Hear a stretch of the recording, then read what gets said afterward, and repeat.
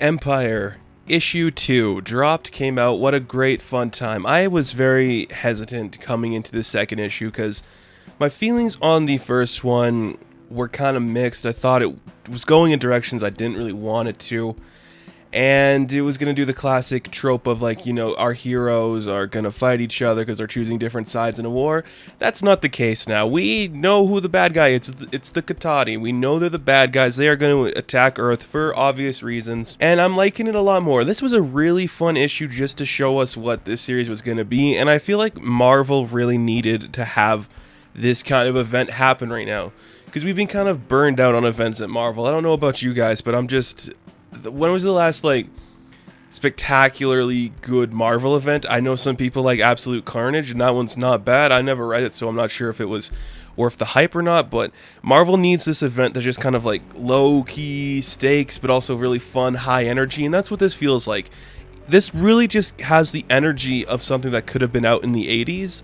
It feels like an Avengers story from the 80s. It feels like it could be a Fantastic Four story from the 80s, and I'm really liking that feel about it, because it's very obscure in some of the stuff it does here. One of the big elements, I wasn't sure if we learned this earlier on because maybe I just glossed over it and didn't really pay attention to it that much, but Kwai, who is one of the leaders of the Katati, he's the son of Swordsman and Mantis.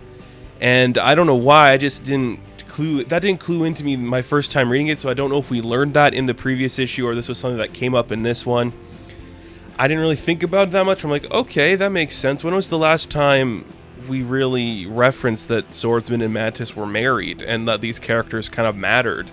Have we seen that version of Mantis in a long time? I can't even remember the last time we saw that version of Mantis. Is that the Mantis that's the one in the other stuff? I don't even know. Like, it's kind of cool. I mean, it really just had that energy of the old school Marvel stuff, which I really liked. And there's a lot of, like, exposition in this episode. We get a lot of references to the stories that came before it, especially like Empyre, Number Zero, Avengers, and Incoming. Incoming was referenced a lot in here because we realized that the Skrull that Reed and all these people find, like the crux of that book, it was planted by the Katati, so that's kind of what we are referencing there, and that was fine. It was kind of cool to see that, but a lot of it was just like Kwai just going like, yeah, we were peaceful, and then the Skrulls came to give us an offer, and then the Kree attacked, and now we're going against both of them. Okay, like that part of it was I'm okay with. It didn't really add anything to my viewing experience or to any of that. It was fine, and it was interesting enough to the point I'm like, yeah, I'll continue reading this book, and I'm going to read all of it. I'm not going to read every tie-in because there's so many tie-ins, but I'm going to definitely continue reading at least the main Empyre title. Kwai has all our Avengers trapped, so they have to figure out how they're going to get out. Thor summons Mjolnir, they're able to break out, our Trinity kind of breaks out, and now we have to go stop them from invading Earth, which is really fun stuff to see, and I'm enjoying that a lot. But we're like, we need Carol Danvers here. She is the brains of this operation, with the Kree stuff, I guess. But she is going to go free the Fantastic Four because the ship they're on is being attacked. We are introduced to people like Captain Glory, who is a Kree guy. I'm not familiar with a lot of the modern Captain Marvel stuff or the space stuff. Like I've said it before, I don't care about the Kree or the Skrull. I don't think those characters are interesting or those races really served a purpose. Recently, this is like the one thing I think I'm liking them in a bit.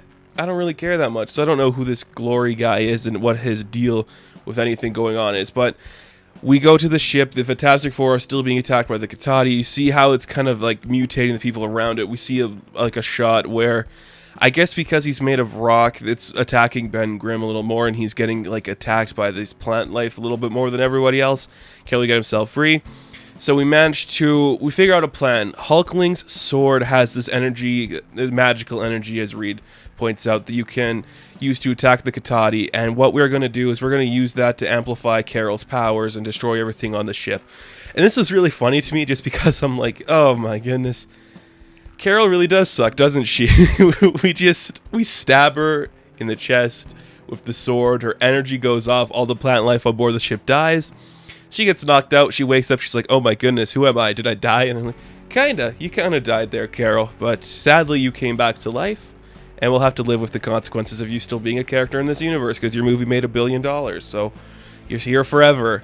But now our plan's like, we have to stop them from invading Earth, so we're gonna go figure out how to do that. But Carol has proven herself so well to be this great fighter and this great I don't know, great fighter. Her plan was to get stabbed and explode pretty much. I don't know if you call that great fighting, but hey, I'm not the writer of this, so Dan Slott, Al Ewing, if you guys will, go ahead, like, go crazy. Do these guys like Carol? I don't know. I loved in the last issue, we're just like, Jennifer talks now. Like, She-Hulk talks now. We're moved past that. Now we're just going to give Carol a role in this because she's a Kree hybrid kind of person. And her role is she's going to take on the identity of the accuser. She's going to become an accuser for the Kree, and that's like the most interesting thing you could have done with this character. So I'm on board with that. I liked it a lot. I will say this about the issue 2. I read one other tie-in that I'm going to do a review of right after this, so I like that book a lot more than I like this one. And I really like this book. It's the low-stakes, high-fun energy that I think Marvel really needs to push right now in order to feel like it's still relevant and interesting. So I had a lot of fun with Empyre #2. I mean, it's far from the biggest summer event that a comic book could be, but it's just a nice, simple read that I think a lot of people are going to enjoy, so I highly recommend checking out Empyre #2. Low stakes, high fun. Is it going to matter in the long run? Absolutely not. So, thank you guys so much for watching this review. Be sure to like and subscribe to the channel. As always, you can check me out on Instagram, Patreon, Twitter, all that good stuff, and I'll catch you guys in the next video. Have fun, stay safe, good luck. Tsunami Studios.